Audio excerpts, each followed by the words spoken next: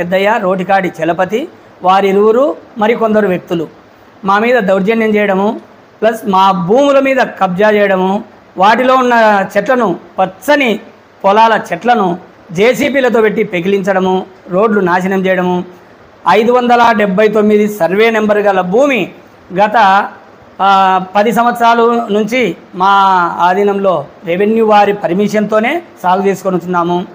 ఆ తర్వాత ఏమైందంటే 2018లో సర్వే జరిగింది. అప్పటి ఎంఆర్ఓ గారు, అప్పటి సర్వేయర్ గారు, విఆర్ఓలు, విఆర్ఏలు సర్వే చేసి సబ్ డివిజన్ చేసి మా భార్య అయిన జయలక్ష్మి గారి పేరు మీద మీకు ఇవ్వచ్చును అని అలాట్ చేయడం జరిగింది. ఆ తర్వాత అందులోని ట్రాన్స్ఫార్మర్లు 2019 8వ తేదీ 12వ నెల మాకు ట్రాన్స్ఫార్మర్లు అలాట్ అయినవి. 171, 172 సర్వీస్ నెంబర్లు. ఆ ట్రాన్స్ఫార్మర్లు దొంగిలించడం జరిగింది. ఇదే వ్యక్తులు దొంగతనంగా ఎత్తుకొని పోయినారు. దీని పైన నేను జమ్మలమడుగు అర్బన్ పోలీస్ స్టేషన్ వారికి కంప్లైంట్ చేయడం కూడా జరిగింది. కంప్లైంట్ చేస్తే వారు మీ ట్రాన్స్కో ఏఈ గారిని అడిగి లెటర్ తీసుకురమ్మన్నారు. ఆ లెటర్ కూడా తీసుకొని వచ్చి కేసు పెట్టడానికి వెళ్తే కేసు కట్టలేదు. ఆ కేసు విషయంగా జమ్మలమడుగు కోర్టులో దాని విషయంగా కేసు కూడా నడుస్తూ ఉంది ట్రాన్స్ఫార్మర్లకు. ఈ భూమి నాకు గత 6 నెలల్లో హెల్త్ అంటే నాకు ఆరోగ్యరీత్యా బాగలేక కర్నూలు ఓమ్ని హాస్పిటల్లో సర్జరీ జరిగింది కిడ్నీకి. తర్వాత 3 నెలల నుంచి నేను బెడ్ రెస్ట్లో ఉన్నా. ఇదే అదును తీసుకొని గత 20-25 రోజుల క్రితం నా భూమిని ఆక్రమించుకొని దౌర్జన్యంగా అక్కడికి రాకుండా బెదిరిస్తున్నారు. అధికారులను కలెక్టర్ గారిని సంప్రదించాను. కలెక్టర్ గారికి రిప్రజెంటేషన్ ఇచ్చాను. కలెక్టర్ గారు ఎంఆర్ఓ గారికి కలవమని చెప్పినారు. ఎస్పీ గారిని కలవమన్నారు. ఎస్పీ గారికి రిప్రజెంటేషన్ ఇచ్చాను. ఆర్డీఓ గారికి రిప్రజెంటేషన్ ఇచ్చాను. ఎంఆర్ఓ గారికి ఇచ్చాను. జమ్మలమడుగు అర్బన్ పోలీస్ స్టేషన్ దగ్గరికి కూడా వెళ్ళి అక్కడ కలిశాను. ప్రతి అధికారిని, ప్రతి ఆఫీసర్ను కలుస్తున్నా. అది అన్నీ కాక నాకు ఇప్పటికీ న్యాయం జరగలేదు. న్యాయం జరగక మీడియా మిత్రులైన మీ ముందుకు వచ్చి నా కష్టము, నా బాధ చెప్పుకుందామని. కాబట్టి ప్రతి అధికారులు అయితేనేమి, పోలీసు వారైతేనేమి నాకు న్యాయం చేస్తారని మీ ముందుకు వచ్చిన. ఇంకోటి ఏంటంటే ఈ వ్యక్తులు ఏ విధంగా ప్రవర్తిస్తున్నారంటే ఏ ప్రభుత్వము ఏ అధికారంలో ఉంటుందో ఆ వైపు వెళ్ళడము, ఆ వైపు వెళ్ళిన తర్వాత రౌడీజము, భూ కబ్జాలు, ఎక్కడ పడితే అక్కడ రోడ్లలో దందాలు ఇటువంటి చేస్తూ ప్రజలను బెదిరిస్తూ ఉన్నారు. వాటిలో మొట్టమొదటి వారం మేము సాక్షాత్ భారతీయ జనతా పార్టీ నుంచి ఉన్నాం కాబట్టి ఆ బీజేపీ పెద్దలకు కూడా భారతీయ జనతా పార్టీ పెద్దలు మా బాధను గమనిస్తారని, మాకు సాయం చేస్తారని మరీ మీడియా ద్వారా వేడుకుంటున్నాను. కానీ ఇప్పటి వరకు ఎవరు మాకు ముందుకు వచ్చి సాయం చేయలేదు. అధికారులు మరీ ఎందుకు వేడుకుంటున్నానంటే అధికారుల చేతిలోనే ఉంటుంది కాబట్టి ఎంఆర్ఓ గారు అయితేనేమి, ఆర్డీఓ గారు అయితేనేమి, కలెక్టర్ గారు అయితేనేమి దయచేసి మాకు సాయం చేయండి. పోలీసు వారు మేము ఆక్రమణ చేయలేదు. ఆ భగవంతుడు కోర్టులో భగవద్గీత మీద ప్రమాణం చేసి చెప్తారు. ఈరోజు నేను భగవద్గీత మీద ప్రమాణం చేసి చెప్తానా, నా కన్నతల్లి మీద ప్రమాణం చేసి చెప్తున్నాను, భరతమాత మీద ఒట్టు పెట్టి చెప్తానా, నేను చెప్పే ప్రతి మాట సత్యం. నేను ప్రొద్దుటూరులో 30 సంవత్సరాలు కష్టపడి సంపాదించుకున్న రూపాయ ప్రోగు చేసి ఒక కింద పైన ఒక ఇల్లు, ఆ బిల్డింగ్ కట్టుకున్న. ఆ బిల్డింగ్ అన్నీ తీసుకుపోయి అక్కడ కట్టిన, అక్కడ పని చేసి ఆ భూమి తయారు చేసుకున్నా. దేనికంటే అది కూడా నా స్వార్థం కోసం కాదు. ఆ ఊరు నా సొంత ఊరిలో 10 మందికి మంచి జరగాల. ఆ మంచి కోసం ఏం జరగాలంటే అక్కడ ఒక ఆశ్రమం నిర్మించాలనుకున్నా. వృద్ధులకు, అనాథలకు ఒక ఆశ్రమం కట్టాలా, మా అమ్మ నాన్న పేరు అక్కడ పెట్టాలా అనే ఉద్దేశంతో ఆ భూమి చేసిన. లేకపోతే ఆ భూమి నేను చెయ్యను. ఆ భూమి ఆ ఊర్లో ఎందుకు చేసిన, అదే డబ్బులు పెడితే 40-50 లక్షలు ఖర్చు పెట్టినా ఈ బిల్డింగ్ అమ్మి ఆ డబ్బులు నాకు పట్టాభూమి వస్తుంది. కానీ నాకు పట్టాభూమి ముఖ్యం కాదు, నా ఊరు ముఖ్యం. ఆ ఊరిలో ఫలానది నెలకొల్పితే మా అమ్మ నాన్న పేరు నిలబడతాది, ఫలానా వ్యక్తి చేసినాడనే ఉద్దేశంతో చేసిన. కానీ ఈరోజు నేను వీళ్ళ దౌర్జన్యము, వీళ్ళ రౌడీజం వలన ఏ వైపు అధికారం ఉంటే ఆ వైపు పోవడము, ఈ విధంగా బెదిరిస్తున్నారు. కాబట్టి వారి వల్ల నేనేమైంది, ఆస్తులు కోల్పోయినా, ఇబ్బందులు పడ్డా, కానీ నాకు న్యాయం జరగడం లేదు. కానీ నేను ఎంతో 10 మందికి సాయం చేసే స్టేజీ నాది. అలాంటిది ఈ పొద్దు నేనే అడిగే స్టేజీకి వచ్చిన. కారణం ఏమంటే ఇటువంటి వ్యక్తుల గుండా.